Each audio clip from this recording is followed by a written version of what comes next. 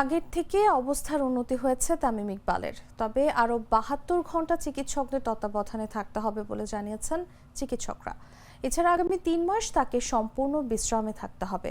মঙ্গলবার প্রেস ব্রিফিংয়ে এসব তথ্য জানান স্বাস্থ্য অধিদপ্তরের মহাপরিচালক এবং জাতীয় হৃদরোগ ইনস্টিটিউটের পরিচালক অধ্যাপক ডাক্তার আবু জাফর।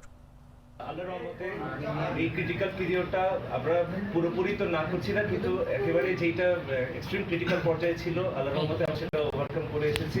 উনি সুস্থ আছেন, খাওয়া দাওয়া করছেন, কথা বলছেন, ওনার ফ্যামিলির সাথে কথা বলেছেন, স্যারদের সাথে কথা বলেছেন।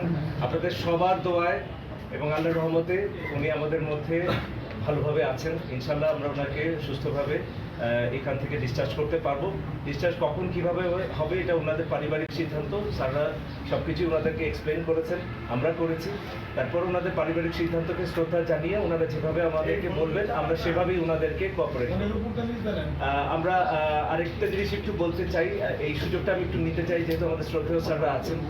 আমরা বিভিন্ন হাসপাতালে প্রচুর ব্রট ইন ডেথ পেশেন্ট পাই, অনেক কিন্তু এরকম কার্ডিয়াক পেশেন্ট হয়।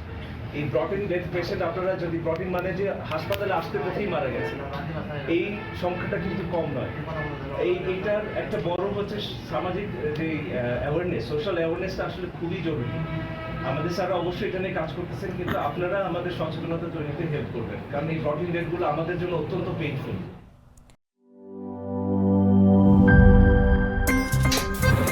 আমার একটা স্মার্ট সিদ্ধান্তে 25% গ্যাসের খরচ কমেছে। ভাবছেন কিভাবে? সাধারণ গ্যাস স্টোভ বদলে আমি এনেছি আরএফএল গ্যাস স্টোভ। এর সাইন্টিফিক নজল ও ব্রাস বার্নার ক্যাপ সমানভাবে তাপ ছড়িয়ে রান্না করে দ্রুত, তাই গ্যাসও বাঁচায় 25%, টাকাও বাঁচে 25%। আরএফএল গ্যাস স্টোভ নিরাপদ ও গ্যাস সাশ্রয়ী।